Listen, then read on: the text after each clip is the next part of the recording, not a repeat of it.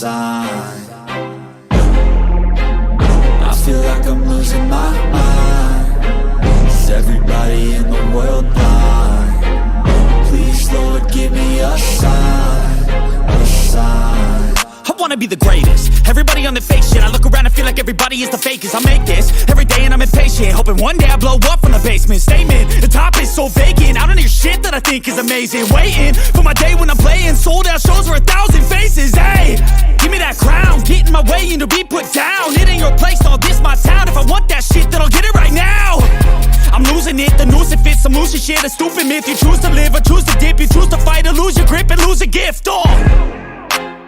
I feel like I'm losing my mind. Is every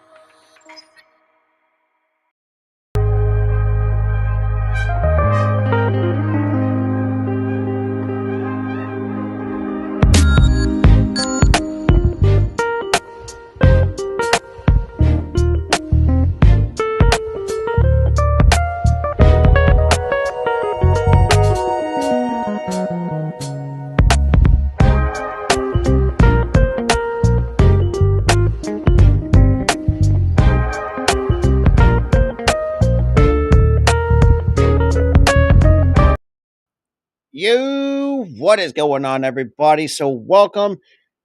I'm going to hang back a little bit, talk some NFL football for about 30 minutes to about an hour or so. But before we get into it, if you guys are new, make sure to hit that like button, hit that subscribe button, make sure to ring that notification bell so you guys will not miss any upcoming content to the channel. With that being said, let's just kind of hop right into it. So, quite frankly, though, I really did enjoy this season for a lot of teams. But quite frankly, though, I think a lot of other teams just let's be real, have been lackluster, to say the least. Well, unless you're a Jets fan or, sorry, Chargers fans, I mean, what's good, RQ? What is good? Yeah, it's funny. I don't really want to poke fun at Chargers, or especially the fan base in general, but the Chargers themselves, I think we all can poke fun at because that's really a fucking joke. You blew a 27-point lead in the fucking playoffs for crying out loud. But that's here nor there. But like I said, though, the season as a whole, if you looked at all 32 NFL teams, thought half of it was a success for like I said, for a lot of teams. For some, not so much. It's like, and then we had some other news and stuff like that. Yeah, I mean, I wouldn't be surprised if the revoke RQ. I really do. But we did get some NFL news. I did a bit of a quick live stream earlier this afternoon.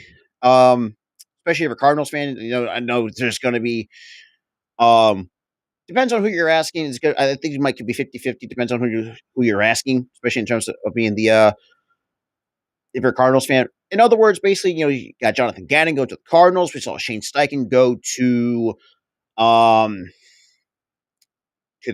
Colts. Let's be real. It would have been much more funny if the Colts decided to go with Jeff Saturday, but I think, yeah, you're right. But I will say, I think the one team that I'm really excited looking forward to outside of the Eagles, just for some teams that are on the uprise, one team in particular is the Lions, the Detroit Lions. And I've seen how really well they're built. Now, granted, there's some guys that obviously, Jameson Williams, I think a lot of times you could give the benefit of the doubt coming back. What's good, John L? What is good, everybody? But like I said, it's like how the Lions. I think they get some pieces like they could use. It's just that's just because I mean Okuda though. The only thing right now, the only thing that can help him right now is get a goddamn quarterback. Because I think from what I've been hearing, there's been a lot of rumblings that Ballard is on the hot seat. Well, according to a lot of Colts fans that I know. And to be quite frankly, though, I don't really think Ballard is the issue. If somehow, let's see hypothetically, if somehow the Colts somehow screw up of not taking a quarterback. That's don't blame that on. They should. I mean, they're one of the other quarterback needy teams. Colts, Texans, Panthers. Some of the who am I missing? I'm really drawing a blank. Who else could use a quarterback? Regardless, well, like I said, if the Colts do not draft a quarterback, number one, I think I don't think like I said, Chris Ballard may not be the problem, but you could also put the blame on Jim Irsay. Let's be real, who has, I kind of me. I think many others have really. I think mostly Bears fans, well, including Gooley too. We kind of voiced I would say our displeasure for Jim Irsay because the dude just looks like he seems doesn't know where the hell he's at most of the time. Oh yeah, we did, but with the offensive coordinator though, and I will talk about that in just a second. Um, with the Colts, so I think they got some really good offensive weapons. I mean, I do like Quentin Nelson. I think he's a really good, solid piece. But I do think you really need to build up the wide receiver court and definitely, I don't know who their second running back is, but try to invest a little bit into the running back room and try to improve that defense a little bit. But now, moving on to my Philadelphia Eagles. So, like I said, we lost Gannon. I think a lot of Eagles fans, myself included, and Tyler too. Thank God he's good riddance. For those who don't follow me on TikTok, that's links in the description. I know. I guess I said this. I think earlier this afternoon. I think one of my live streams. Losing Steichen is going to sting a little bit, but we do had a backup plan in place. It's most likely it's going to be Brian Johnson's going to be taking over as the offensive coordinator now. And there's been a lot of talks that Vic Fangio could be our defensive coordinator because that deal with Miami. I don't think that didn't even sign on the dotted line with Miami. So it could be a bit of a flip for Vic Fangio. Now, for me, I'm not a Vic Fangio type of guy. I know the kind of scheme that he's seeing kind of other defensive coordinators use that Vic Fangio scheme. I'm not a huge fan of it because I've always said this too. From being a longtime Eagles fan, we really haven't gotten our defensive coordinator straight since the late Jim Johnson, when we just had a hard hitting, just aggressive style of defense that would work, especially with the talent that we had. But it is what it is, though. But it's been kind of fun though. Being a long time, and not just a long time Birds fan, but it's a general NFL fan in general, to see who's on the come up and who just are on the downside. Well, the one team we know that's on one of the few teams that are on the downside is definitely the Chicago Bears. If let's say it this way, and this been kind of been put out all the time, that if somehow if the Bears do decide to trade the number one pick, I wouldn't be surprised to get a king's ransom for that. I mean, to be quite honest, because if you looked at how the Bears, jeez, they could use everything at this point. More receivers. From what I've been hearing from Gooley, that David Montgomery's going to be out on the way out. Kevin, you could use a better center because from what I've seen from Sam Mustipher, has not really, especially when I've been working with Gooley a little bit in the past. And coming from him though, he's not a huge fan of that. And to be quite honest, well, we'll see, because centers nowadays sometimes it's really hard to get right on the center, not unless you're like a Jason Kelsey type of center, and they do. They got the most money to spend in the cap situation, and that is absolutely true. Because if you really, I think I said this once before. If somehow the Bears do not spend any money with the money that they have coming off the books, then that's an issue. That is a huge issue. And yeah, and the Giants too, but they got a little bit more worries on their hands too. Because number one, they still got to pay Daniel Jones if they do decide to, and you also got Saquon. What's Saquon's future looking like in the back apple, or are you going to let him walk elsewhere? Because we've been hitting some teases that he could explore other options. So because not to mention too, you also got two other good younger running backs in Breida and Brightwell. Those are very solid ones for the Giants too. But I know the Giants are trying to find a way to retain Saquon. But the question is, what are they going to offer him? Because you really don't want to heavily invest in a running back, because that's kind of, in a way, it's a bad idea in the way, but for me, it's just I do think Saquon should stay in New York or with the Giants for sure because I mean that's who's been the franchise since he came into the league, and that's for sure. But if but then again, I don't know what Joe Shine's kind of thinking. Most teams are in the a lot of all these 32 NFL teams are in the all season. Where does Joe Shine? What's his thinking? What is it like?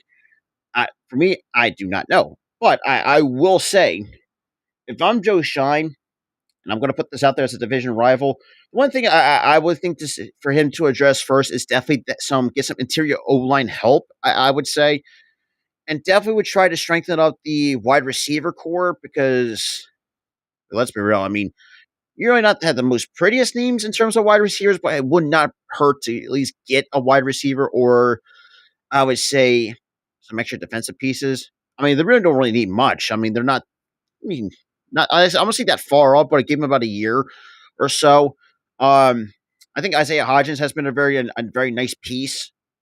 Could be, I think most teams could be third or fourth receiver, but knowing that he has really stepped up when the Giants really need it the most. But I mean, that's just how the way I see it. But and it's funny because it's like this NFL season's been kind of a lot of ups, downs, twists, and turns, and stuff like that.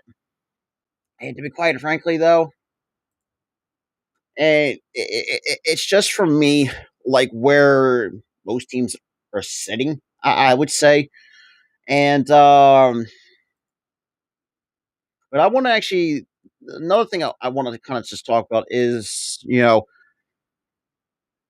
another argument I've been seeing all around. Should the way that even though people said, "Oh, like Hurts not top 5 or top 10, whatever the case may be." Because for me, the way that I see it, I think, not put, but bias aside, though, I do think Hurts is definitely a top 5 quarterback, and the way that I say it, because there's been, uh, uh, honestly, I am not surprised. If I'm going to be completely honest, that's how a rivalry has been going on for decades. It's always been, well, even before social media days, but that's how it's always been for years. But the way that I see it, if I'm looking at, um, I would say if I'm, because for me, I do think Hurts, you could definitely make a logistical argument that he could be a top 10. But realistically, I think is definitely a top 5 because there's some quarterbacks that I've seen people say, oh, that put over Hurts. A guy like Aaron Rodgers, Lamar, Justin Herbert. What's good? Not really. In terms of the offensive coordinator, we did we like I mentioned before, we did have the back. We do have a backup plan. Brian Johnson's definitely going to be our offensive coordinator. Now, the defensive coordinator, it's going to be. I won't say it's going to be tough, but we did have some names. One of them is Vic Fangio, and the reason why, because even though he signed a 2-week deal with us, um, because I mean, look, even though I do not like the scheme that he runs, I mean, I'm not a huge. Not like I'm not huge. I don't dislike Vic Fangio, even though he's more well respected in the NFL. But I think his scheme kind of just it's for me seems outdated. Um, but like we'll see. I mean, I've seen another name been thrown around. I've seen Lovie Smith get thrown around. By a lot of Eagles, or not say just that, a lot of football fans, mostly Eagles fans, by the way, too. It's like we're at the wait and see how the defensive coordinators goes. But offense for the OC, we're definitely. I think we're promoting from within. Finally, after all this time, because holy crap, we have not really done well. Looked at before when Doug Peterson was there, and you saw Deuce Staley. Would have been nice to see Deuce Staley as an offensive coordinator because Press Taylor for us wasn't really it, but that's besides the point. But like I said, yeah, Ryan. But well, like I said, I mean, it's like it seems like the Eagles do not want Brian Johnson to leave. It's most like I said, he's definitely right now the most likely front runner to be promoted to the offensive coordinator position. But yeah, before a shot, yeah, that and I've actually read, I actually saw that. But going back to what I said, kind of making a legitimate argument for if Hurts is definitely top five. You know, some may say yes, most would say no. For me, I would say yes. Like I said, with bias aside, we got to take us into consideration of just how Hurts played. And the fact that these quote unquote casual NFL fans, like, if you don't like, this is one of the things you get to build around a franchise quarterback. Because think about it, I mean, with you know, because that's kind of how it works in the NFL. But we know that number one set for Patrick Mahomes, he's got obviously a bit of a wide gap. Because number two for me is definitely Joe Burrow for sure.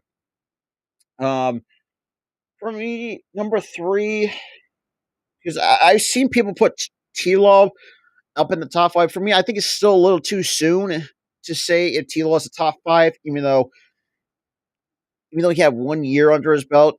They can make the argument, but give him one more year. I think we can come back to that.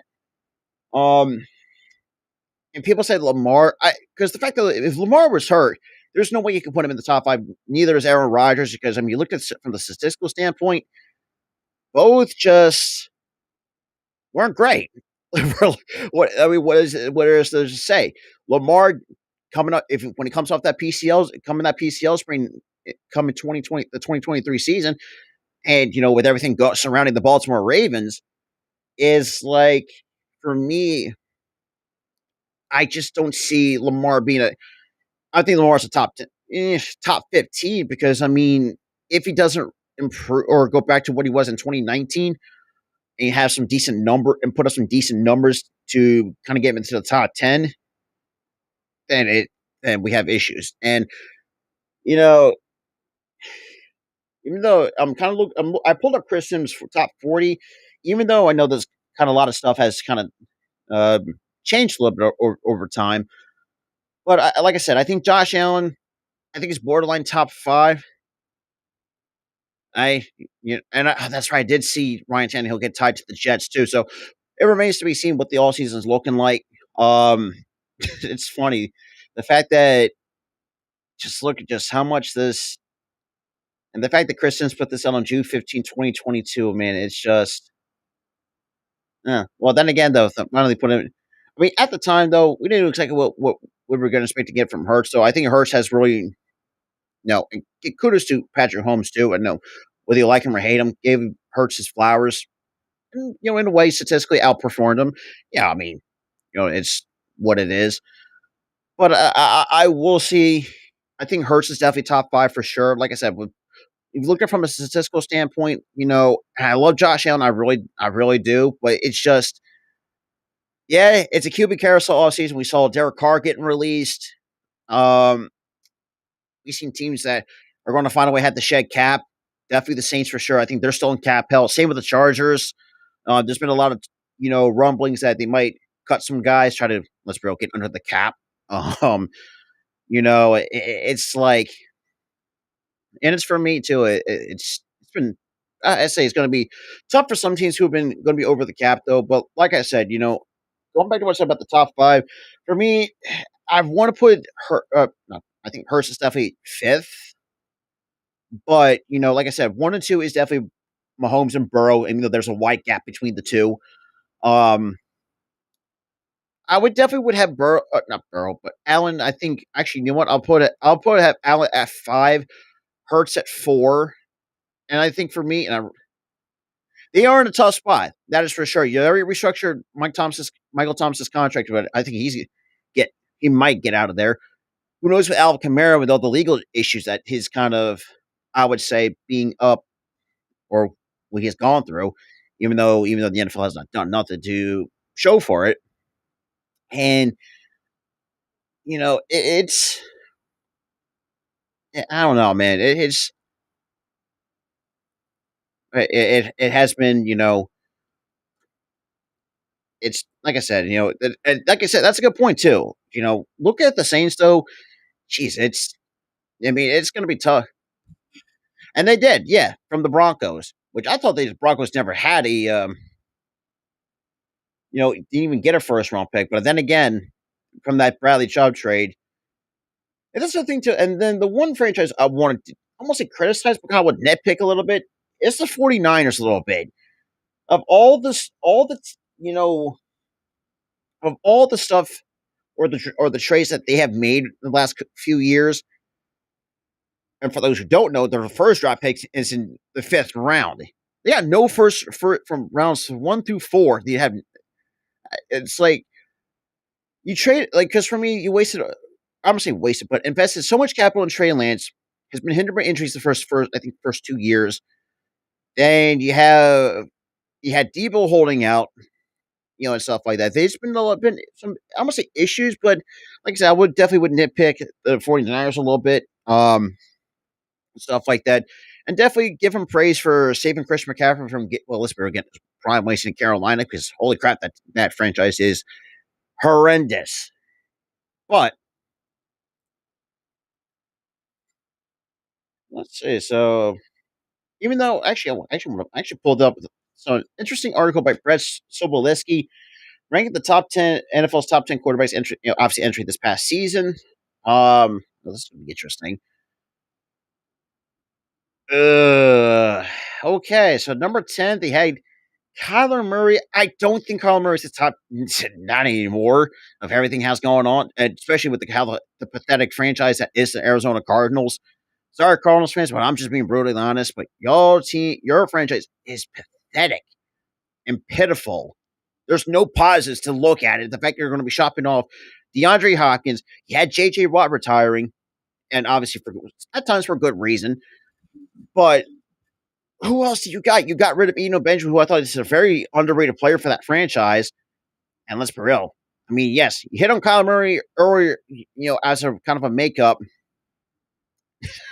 I'm just like I said, I'm just being brutally honest. Like, if you're going to have Cardinals fans coming at me say, "Oh, don't trash talk," or like the Cardinals. First of all, look at the state of your franchise. You could at least because you have a couple more than definitely could have more Hall of Famers for sure.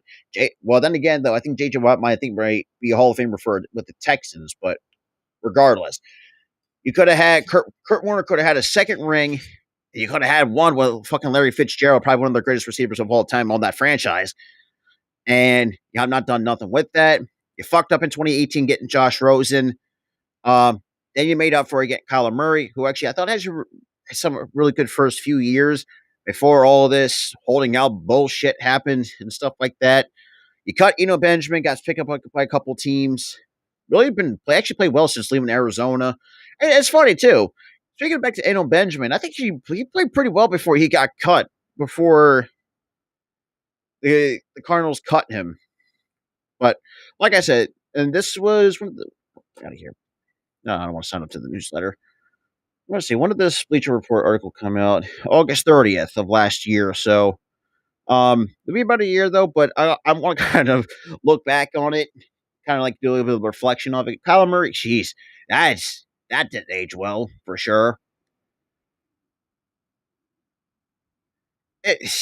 Yeah, and then that's just I don't know what to say about Kyler Murray.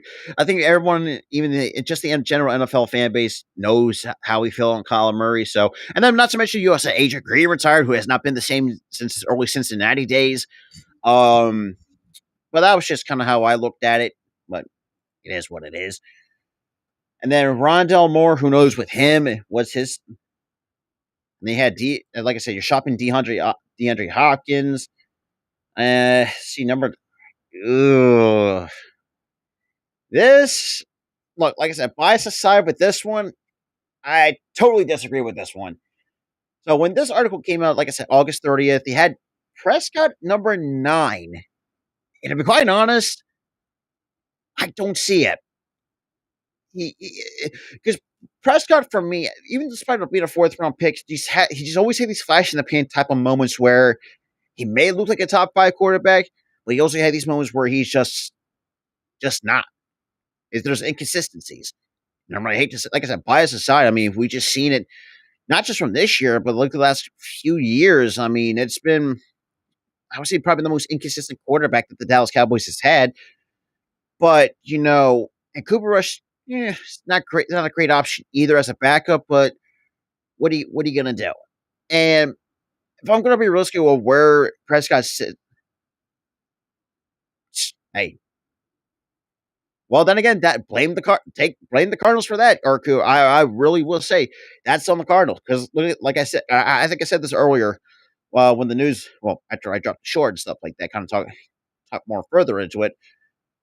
The Cardinals were desperate, knowing that some of the other better I think a lot of times I think some of these other coaching candidates that they had in mind and didn't want to come there. And obviously, like first of all, who wants to coach Kyler Murray? Who, let's be real, I think it's.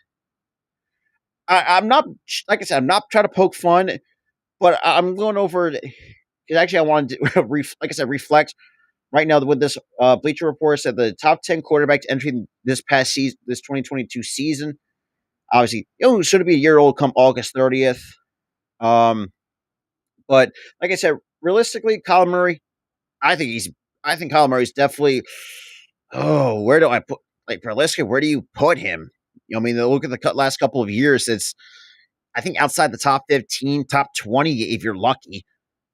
I mean, with Dak Prescott, I mean, like I said, they had him at 9. Even though looking back on it is doesn't it's like kind of spoiled milk. And yeah, right, and that's a good point. Murray lost the locker room, and the fact that you have guys that coaching, like I said, coaching candidates don't want to, and this right, and people are right. A lot of NFL fans are right. It's Kyler Murray's uncoachable, and we've seen it the last what 2 years, 3 years, maybe give or take. I don't know how long he's been in the NFL, but regardless, it's just like Kyler Murray for me. I'm going to state this, and will stand by this. I think Kyler Murray is just one of the most overrated quarterbacks. That the fact that he had to hold out to get like a fully guaranteed contract, like a 200 plus million fully guaranteed after what was this after Deshaun Watson, and well, I think all of us knew how we felt about that, but that's a whole other story for another day. But it's just for me where just looking back at how all that entire situation, it was just an ugly look. And Cliff Kingsbury was absolute trash as a head coach. Failed in college. Yeah, and it's funny too. I actually read this is a funny thing that I've read about this. It's funny, and I actually, like I said, I've read about this. I think about a month ago, where I think Jimmy Johnson was like talking about. Is that they could have were built in a dynasty under Jimmy Johnson, but then again, then here comes not Stephen Jones, but Jerry Jones kind of butting his head in.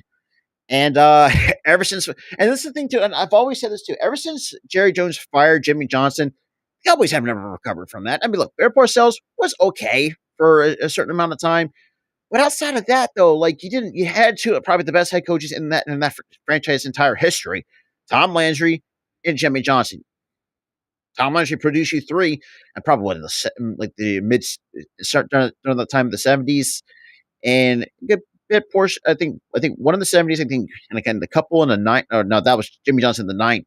But ever since then, it's just been nothing but almost 3 decades of pain and misery. And like I said, Orku, but it's like I said, and like you said it best. Like it's hard to take. And at some point, I think other Cowboys fans need to realize, like, I think Jerry Jones needs to get rid of, needs to step away as not just not just somebody as a GM and actually get someone who's more competent to do stuff. Because think about it, when Dak Prescott held out for a huge contract extension, that was kind of ugly for the Dallas Cowboys. You paid Zeke Elliott a 6-year, $90 million extension, so that's kind of biting you in the ass a little bit. You lost that Randy Gregory debacle when your social media team announced that you guys brought Randy Gregory. But then again, Gregory throws a curveball and said, nope, I'm going to Denver. And yeah, it's been it obviously not been tough, but it's been hard, I should say, for the Dallas Cowboys. Looking at this now, number 8, they actually had Matthew Stafford.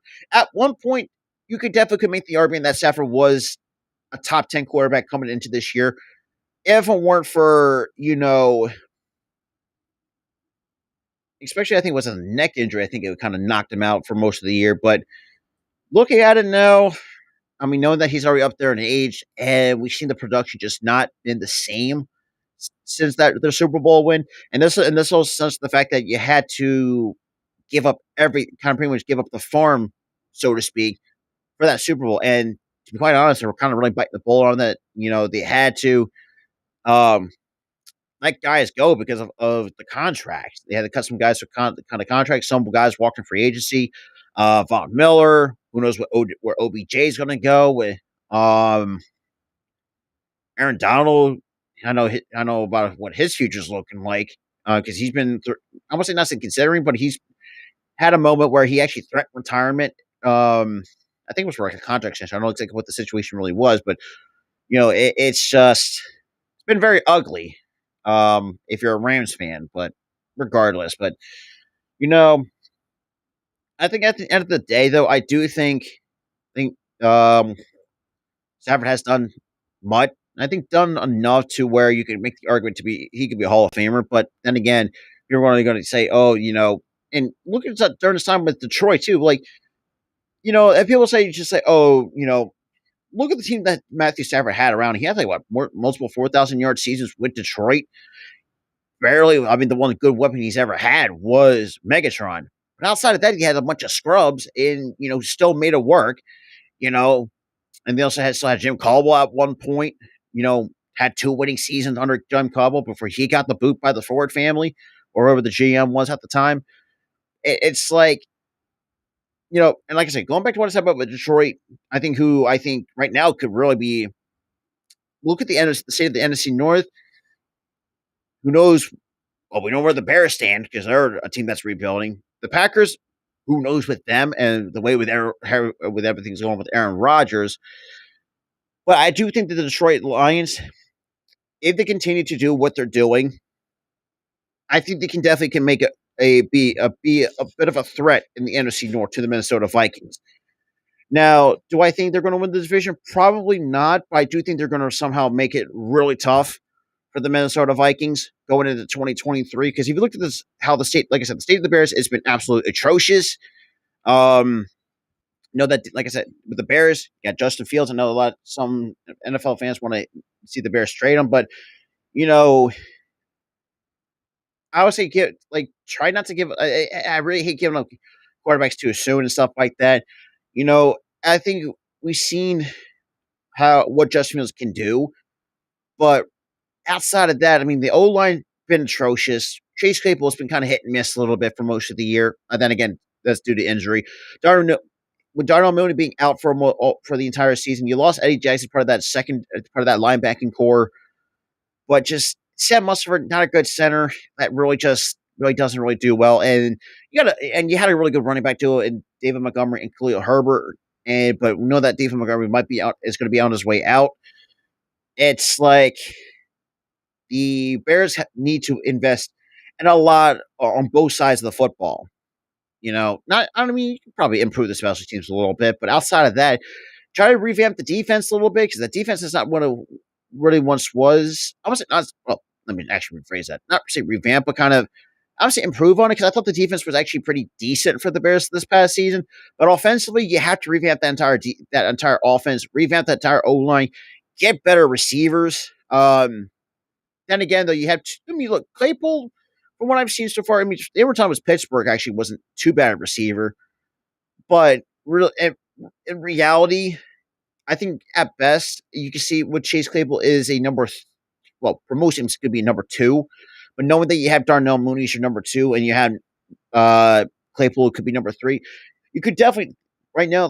And I actually talked to Gooley about this, and Gooley actually said it himself, they need a number 1 receiver, and Yeah, I mean, the production of the wide receiver core has not really been the greatest, and we've seen time in most of this year just how bad that O line is for the Chicago Bears, and pretty much where I thought, they're going to prematurely end this kid's career of how many times this kid's getting knocked into the ground or taking a lot of shots, and it's like, I couldn't help feel bad for Justin Fields. But then again, though, I mean, it's like, regardless, I mean, even though it's a passer, I think he's got to really improve on that too. But I think this all sends to if the McCaskies want to get out of their own let's be real, the 1950s way. And because I know some Bears fans have, I say, kind of had it with. I think some had it with the McCaskies because let's be real, because they just been not great. And I was, even earlier in the channel's history, I did criticize some, current members of the McCaskies and some former part of the personnel in the front office a little bit. Just well, mostly Virginia McCaskey in general, because it's in a way that, and actually, from what I've been seeing from Bears fans, not just from Gooley's side of things, but the older Bears fans, they haven't really recovered after Virginia McCaskey has not been after she took ownership in 1986. I actually kind of read about this too, which was interesting in the history of the Chicago Bears.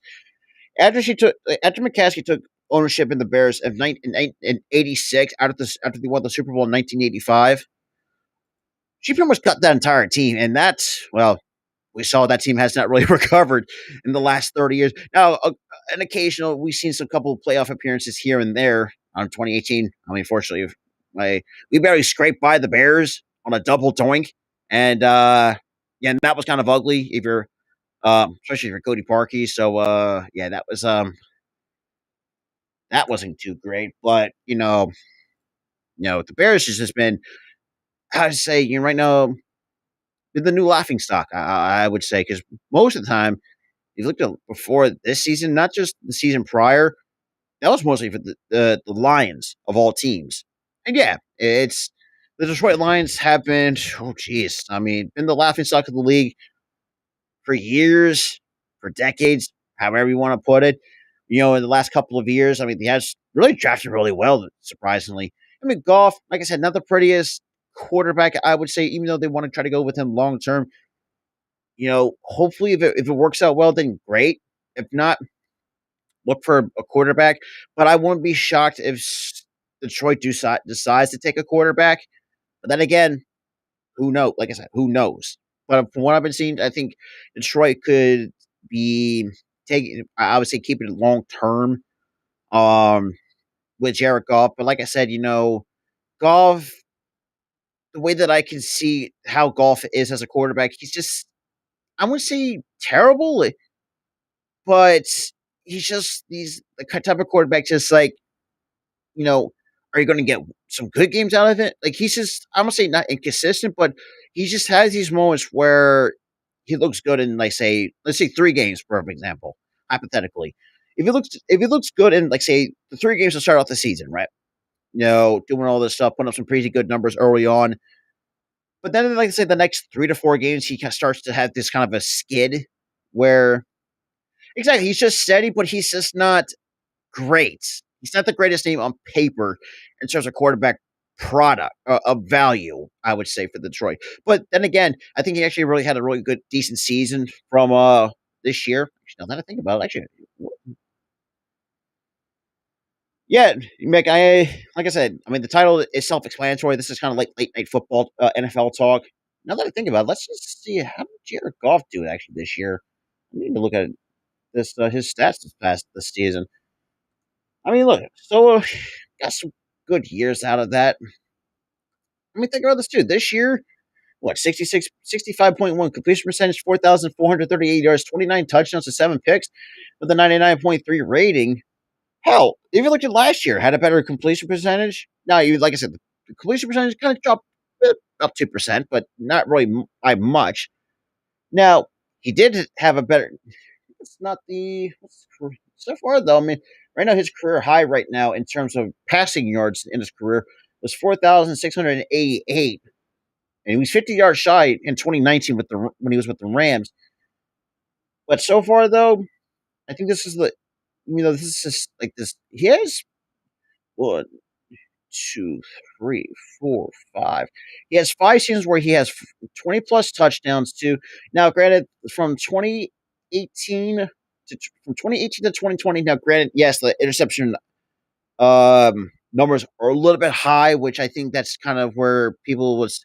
Even though Goff has been a little bit of a turnover issue, but this season though he's actually cut that down, and he has had 3 seasons where he had 7 interceptions or less, which that has happened. I mean, the most he's ever had was 16, and that was in 2019. I mean, look, last year had 19 touchdowns to eight picks, and a 91.5 rating. You can't tell me. Look, he may, like I said, not the greatest, but he's decent. He's a very steady quarterback. Where now at times he has shown where you looked at it even on the road, like he doesn't really do well when he's away from Ford Field, which is I find that very intriguing. Where I think this Kevin Green, see that's I would never see that name doesn't really ring a bell to me. If I'm going to be completely honest, Kevin Green. Let me see. Like I said, this is all about the current NFL, but to answer your question, he does. Actually, he does not have a Super Bowl. Or actually, he does as a coach, though.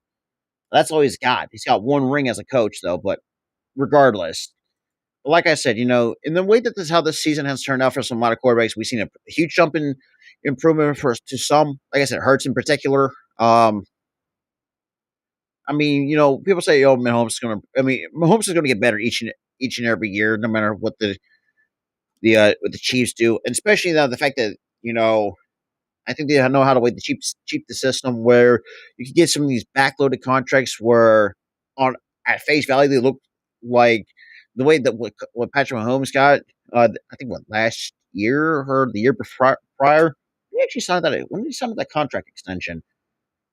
I ain't completely blanking out on. Let's see, when did he sign that? Because he's let me see. Let me take a look at Spot Track. I want to know. So he signed that 10-year in 2020, even though surprisingly and stuff like that. Oh, absolutely. Like I said, there's nothing you really can do about it. I mean, especially how everything is going on. Well, like I said, the Chiefs don't actually found a way to cheat the system. What's good, Jeff? What's good, Jeff Morris? Well, like I said, I really do like what the Bears. I do think, really hope the best for the Bears. But like I said, with the McCaskies, who knows? And my boy Gooley, though. I mean, it's been, you know, I mean, he has, I don't want to say voice his frustration, but he's shown his frustration for the Bears. But then again, yeah, I learned he's kind of really accepted of where the Bears are at. Like I said, look at the Mahomes' contract at face value. When things say, "Oh, I mean, 10 years, 45 million," or I'm saying 400. Wait, what was the actual 450 million? No, I thought it was 500. What? All right, because originally when I looked at it before they say, "Oh, it's just 10 years, like 500 mil," it's like okay. Because originally I thought it was 500 million for Mahomes in that 10 year, but apparently it's 450 million. But he's getting 45 a year. That's all backloaded, which is actually surprising. Yeah, and the Bulls too. Well, we'll get to the Bulls are another thing too. Gould actually does know how to voice his frustration with the Bulls, but we're looking at what do we got? What are we 2023?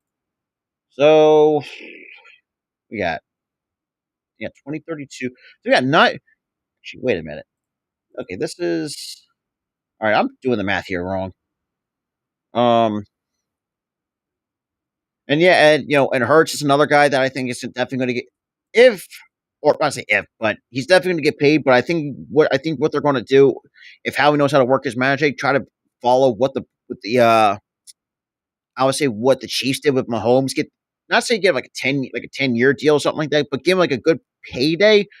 That's back loaded, not if it's like front loaded. Yeah, you're pretty much setting yourself back. But the knowing that the Chiefs had, I think we're looking at this contract is backloaded, and you know, and it's impressive to say the least. The fact that it actually gave them a lot more money to spend, especially like I said, not having it's. I mean, look, it is what it is. But like I said, looking so far this season, I think there should be an argument made that and it's funny. going back to what I said about my top five quarterbacks, I think Mahomes. No, I mean Allen. Why? Regardless, but I think Allen is definitely a top five quarterback for sure. But at times, he has these moments where he's shown to be like a choke. I would say a choke artist, which I've been seeing a lot of, or people tend to call him. First of all, what he can do. I mean, outside of Stephon Diggs, I mean, Gabe Davis, solid number three. I mean, they don't rely on the running game a little, as much as other teams do nowadays. And also, too, when you lose like key pieces to injury, though, like when Von Miller unfortunately tore his ACL, which ended his season early, I think it was in week 6, I think it was. That Buffalo defense has not really been the same, I would say, in terms of what we would expected from the Buffalo Bills. And the fact that you looked at this year, too, they struggled, not say out of the gate, but they struggled against their own division, very surprisingly. A team like the Dolphins that I think, like from what I remember, they kind of completely owned the Dolphins. But, the Dolphins, they're in a bit of a problem in their own right, knowing that the future with Tua and everything has going on, well, with him and the concussion issues, I would say. Um, Obviously, traded for Bradley Chubb. Unfortunately, that gives them the Denver the first round pick and stuff like that, which allowed the Saints to get that for Sean Payton. And I would say, to be quite honest, I would think, I don't know, but like I said, I think Hurts does have an argument to be made to be a top five because I really do think the way that the season has gone on, especially with Hurts, well, he may not have can give you over 4,000 yards, but he can beat you. Like I said, there's a lot of times people need to understand they're going to have a dual threat quarterback and guys that can scramble, which is definitely Patrick Mahomes. Well, Patrick Mahomes has a really good scrambling ability. Same with Josh Allen, but at times Josh Allen sometimes does a little bit too much, I would say, in certain moments. I'm not hating on Josh Allen, but and I think one guy. Now this maybe people might say agree to disagree. That for me outside of my top five is Justin Herbert. I think Justin Herbert. The reason why I think I have him outside the top five is he's never really shown me to be that guy, I would say, to win a playoff game for the Chargers. Now, granted, you also have guys that can't stay healthy worth a damn. Keenan Allen, Mike Williams, and your defense too at times has been injury riddled. And issues with J.C. Jackson. That's another story for another day. But in reality, I think Justin Herbert I think he has been overhyped the last few years. Now, and then there's been logical arguments the last let's say 2 to 3 years had.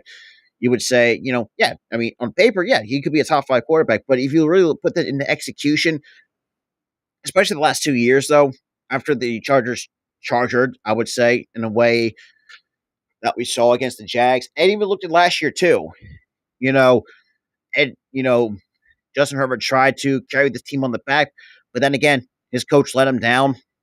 And I also make the same argument that the defense let him down last year, I would say. Even though, I would say, even this year, too, in the postseason, the defense kind of let him down a little bit, too. I don't think people really see, for me. I am doing the XFL.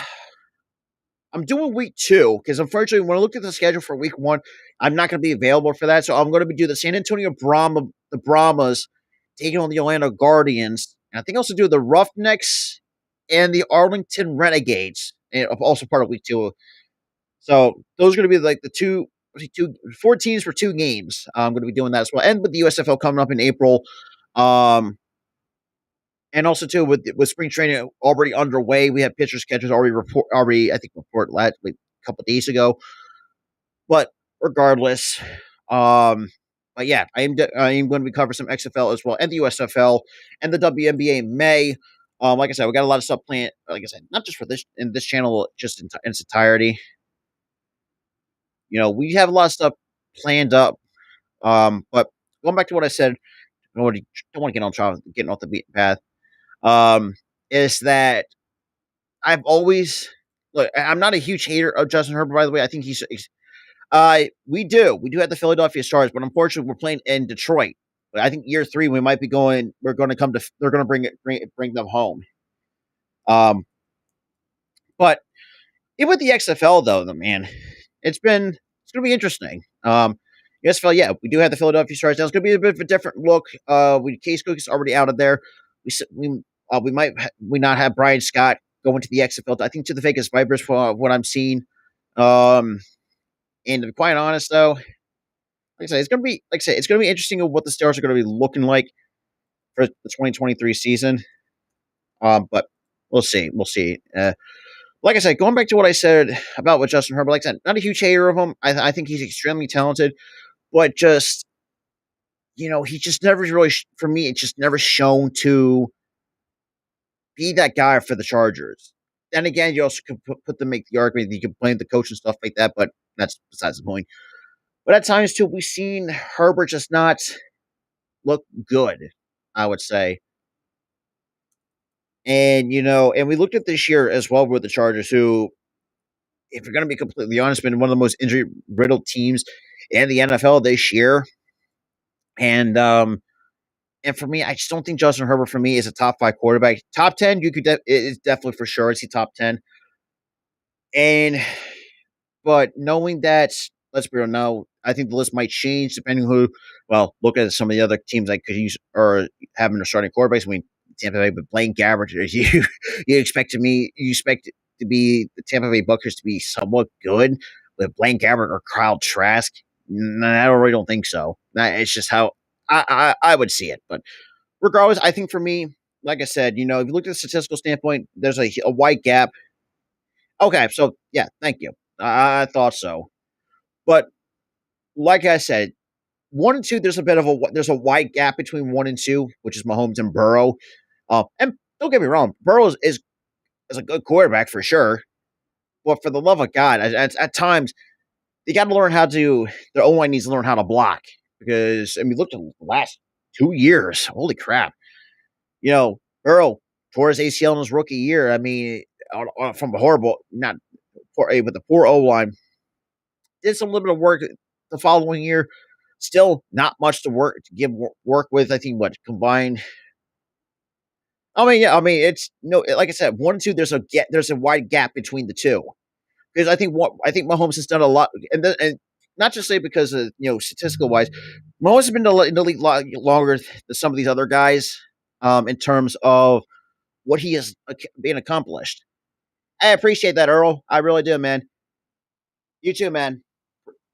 Like I said, I think Hurts, you have to make an argument with him, be somewhere in the top 5 because if you look at some of these other quarterbacks now, I think Josh Allen. Originally, it's surprisingly I had Josh Allen as my 3rd best quarterback, or in the number 3 spot. But the way that I unfortunately had to drop him 2 spots just because of just how he played and just how he looked. And people are gonna say, "Oh, look at the team around." Look, they had a good defense. If Von Miller didn't unfortunately tear his ACL, or unfortunately what happened to DeMar Hamlin, or if Michael Hyde didn't have that neck injury, who knows how good that defense could have been. But besides that, look, the Buffalo Bills for me as a team just really for me doesn't scream like run the football. They'll get the running game going here and there, but not as consistently as other teams like us. I think Kansas City. Like I said, just many other teams that have relied on the running game to open up, and that's the thing too, and that's also where the same argument applies that Buffalo is a pass happy team, and there's games where I've seen they have more passing plays than they do running plays, and at times a lot of teams were to catch on to that, and we've seen how the Bills are just, to be quite honest, not looking great, entirely too great, but I think they're still a good football team regardless. But they had to find a way to improve the wide receiver room. No, unfortunately, we're not doing Dynamite. Well, technically today, as it is technically Wednesday, but we're not doing Dynamite, unfortunately. But outside of that, you also had. It's just for me. I think people are going to say, you have, but I want to say put. I mean, Brock Purdy's a potential top five for sure when he has more. If he played more games, then again, though, I think what he played the remaining 16 because and the fact we also been talking. There's been a lot of rumors that that Kyle Shanahan and Jeff, not Jeff. Why did I think of Jeff? Jimmy G have butted or having bad blood between each other, knowing that you don't think he was like fully healthy in the postseason. And this is where going back to what I said about nitpicking. This is where I'm going to sometimes nitpick with the front office with the San Francisco 49ers. Like if you knew or I say, if you should have played this ahead of time, if your quarterback room was not going to be the greatest, Josh Johnson, let's be real, not the greatest option as a backup to Brock Purdy, which is like I said, very unfortunate that he tore his ACL, or UCL, I should say. Why not? Wrong ligament, but regardless, it's just for me, I just don't see how. This always I've always said where I think I've talked to some cool 49ers fans that I know, especially mostly the content creators anyways. Yeah, that's always the biggest issue. Sorting the quarterback position has been an issue for quite some time.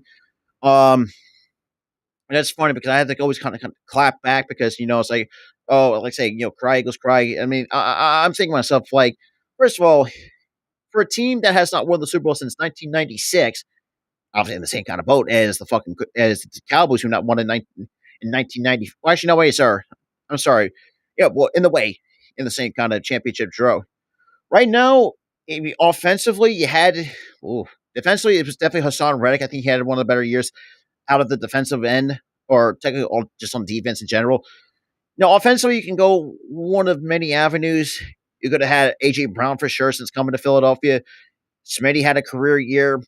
Definitely, maybe it hurts as well. And same with Miles Sanders, but Miles Sanders is we might be letting him walk, and it's most likely Kenny Gainwell could be our number one guy.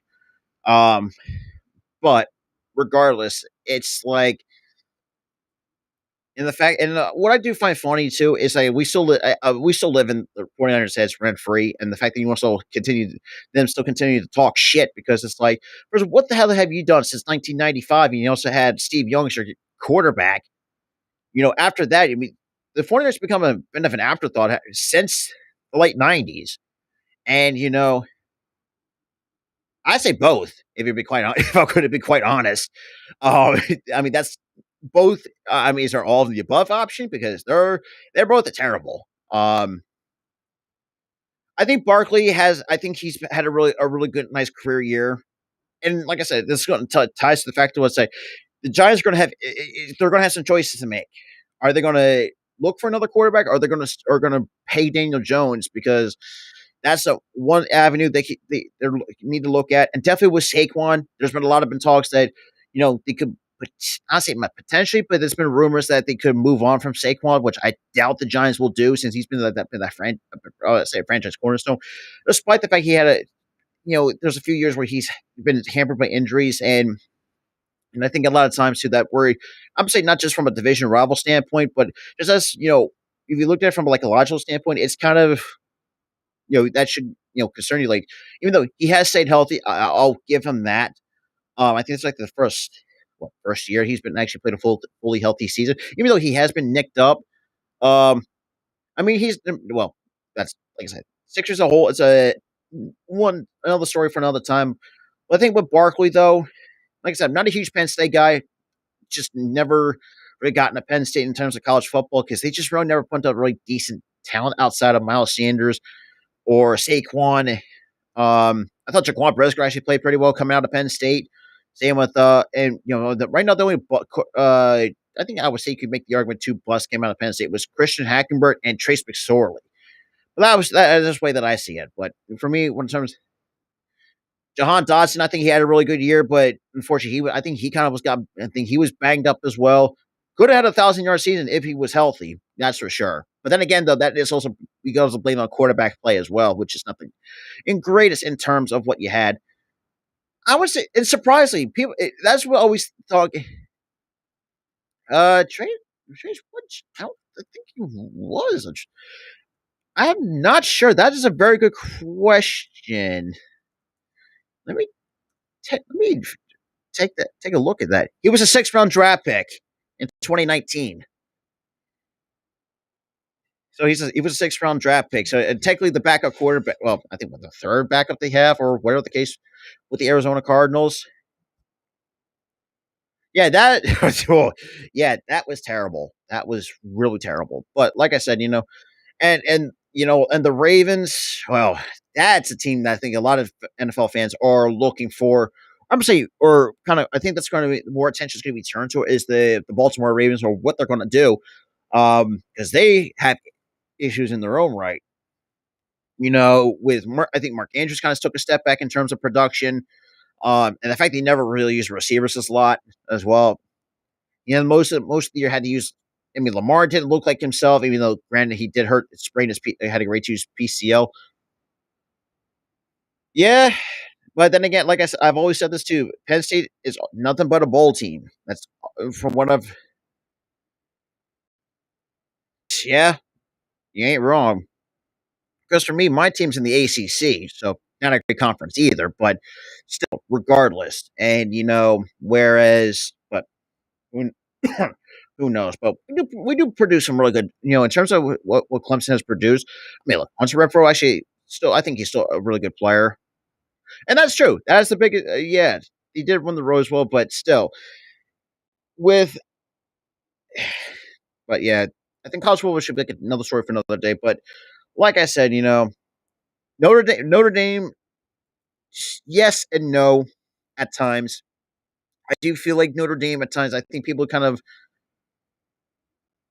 well, honestly, there was like no positive. I've seen people, whereas, I mean, even though our we did, in terms of college football, anyways, as a longtime Clemson fan, it's like that's been talked about. I think that's coming into fruition. I think there's going to be a 12 team format from what I've been seeing.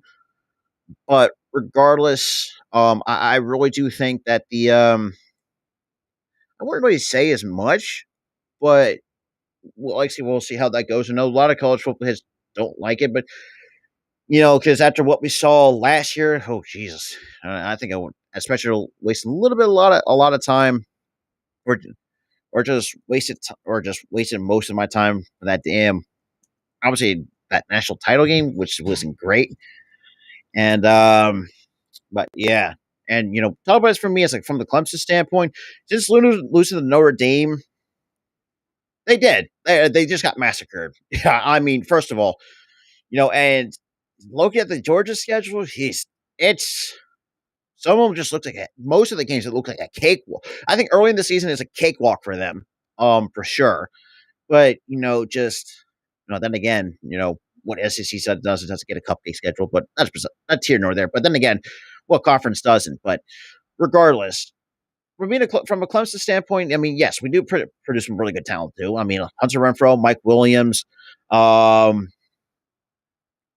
Jesus, who am I else? Am I missing? I'm drawing a blank on Trevor Lawrence. Even though a little bit too soon on him, though. Even though he has one, I mean, then again, he did get a good full sample size this year. But then again, actually, you could definitely make the argument he's, top 10. I mean, but there's potential he could be a top 5 for sure. Especially you do have a quarterback guru that is Doug Peterson down in Duval, and I won't be surprised of what the Jacksonville Jaguars are going to do. In the all season, because I mean they really did spend a lot of money in this past all season. Invest in guys that I think that I do think that was a little bit overpaid. Brandon Scherf, I mean, look at the contract for a guy who has a history but injury prone. That was I think that might obviously not come back to bite him, but we'll see how that goes. Christian Kirk, I think he was really lifted up the first year of that contract. I'm interested to see what year 2 has in store for Christian Kirk. I think Zay Jones. I think he actually had a really good season as well. Same with Evan Ingram, had a really good season too. So they have some guys actually had a really good year, good seasons, not just offensively, but even defensively too. Even though defensively wasn't pretty, I would say, but still they actually played some really good defense nonetheless. I mean, Rayshawn Jenkins. I mean, it's kind of funny though. I mean, kind of a walk-off pick 6 against the Dallas Cowboys, that was fantastic to see. And that really helped us out as well. But regardless, I think Jacksonville is another team that's unfortunately I had to say. I mean, I'm gonna say I say it's unfortunate, but that division is completely ass. Knowing that where the Texans stand in terms of a franchise, same with the Colts and Tennessee. Who knows? God knows what's going on with them. Well, I mean, at this point, I really do think. Oh, jeez. But like I said, I wouldn't really go too much far into wrestling right now. That's maybe could be another time as well. But like I said, I think Jalen Hurts deserves to be like a top 5 quarterback at some point. You have to really have to give him that respect. I think also T Law as well. Uh, yeah, in a way, yes. I mean, you guys. Oh, well, then again, you want. I mean, you guys collapsed in your own. You did your own Jets collapse. But then again, you can't be worse than the Tennessee Titans, who started out the season 7-3 in your first 10 games, and then continue to lose 7 straight. But regardless, I mean, I think at some point you're gonna have to cut your losses with Zach Wilson. At some point, I think Joe Douglas has to realize that. Um, yeah, they got Nathaniel Hackett as your OC and try to lure Rodgers over there, which I don't think is going to have. Yeah, I mean, Zach wasn't being bad as an understatement. The dude was just absolutely fucking terrible. You would think it's like, okay, he had a bad rookie season. Like, can we see improvement? Absolutely not. It's like taking one step forward, but it's like 15 steps back. Honestly, Zach Wilson took that 15 steps back instead of that one step forward in terms of production. And not to mention, too, you guys drafted really well this past year as well. I wouldn't be surprised if he did, and it's surprising. And look, I don't think Ryan Tannehill is as terrible as people may think he is, even though he's not good, but he's decent. He's average. But then again, the history of the Jets has not really done kind to them. I mean, the fact that you had Joe. Yeah, that is true. I haven't seen. There's been rumors that Salo might be fired. Joe Douglas is an interesting one, even though despite the fact I don't know. I think ha- I think Douglas. I think has run his course here in Philly. It depends who wants Joe Douglas at this point as a general manager. I think Howie's done a really a fine job. I think he's going to find a way to keep this core together. I think Hurts is definitely taking a pay cut for sure. Um, because for me, I don't think Hurts in terms of a quarterback, but even though his quarterback value is kind of high, this year's draft was his best. Garrett Wilson, Sauce Gardner, Jermaine Johnson. I think I'm surprised that most teams passed up. Yeah, and the free agents has not done you guys too kindly, and that is true. That is absolutely true. But we'll see what the all season's looking like. And the draft's going to should be very interesting of like who if the Bears decide to trade that number 1 overall pick, or at least going to keep it. We'll see how that goes. But outside of that, too, it's, that was actually a really interesting 2022-2023 season. We're going to see what 2023-2024 season holds for us. Knowing that what the state and some of these teams are, what the state of some of these other teams are. The Tampa Bay Buccaneers, perfect example, and stuff like that. I wouldn't be surprised if they moved up from one. But then again, if the Bears, like I said, if the Bears do decide to trade that number 1 pick, they're going to ask for a king's ransom for that. I'm going to feel like they're going to ask a ton and invest more in draft capital to give up that number 1 overall pick. Because knowing that some of these teams are like could use a quarterback, like I said, Indy. I've been seeing say 4. I've seen no. I think I've seen one. Let's say I had like 4 first rounders and 2 mid rounders. I think about a couple, and maybe like a 4th rounder in there. They're going to ask a lot. I know that for a fact.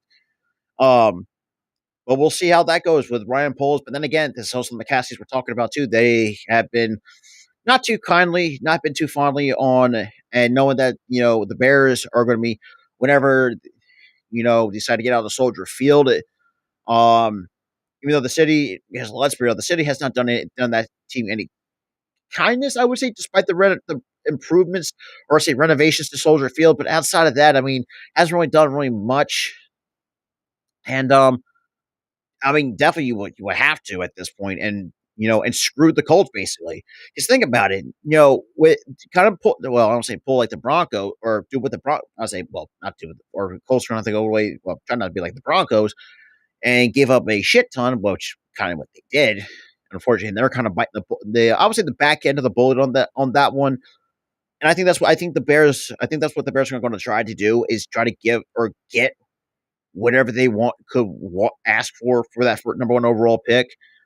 And and that's and people and I think it's going to be the same situation all over again. It's like you had I think trying to think. It was like Justin Fields and Trevor Lawrence in a way, and then like I say, and we know where the bus came in. That was Zach Wilson, and that was kind of ridiculous. But yeah, I've seen Levis has been labeled boomer bust, but who knows? It depends on the system or where he might go. You also got Bryce Young is going to be coming out. Same with C.J. Stroud.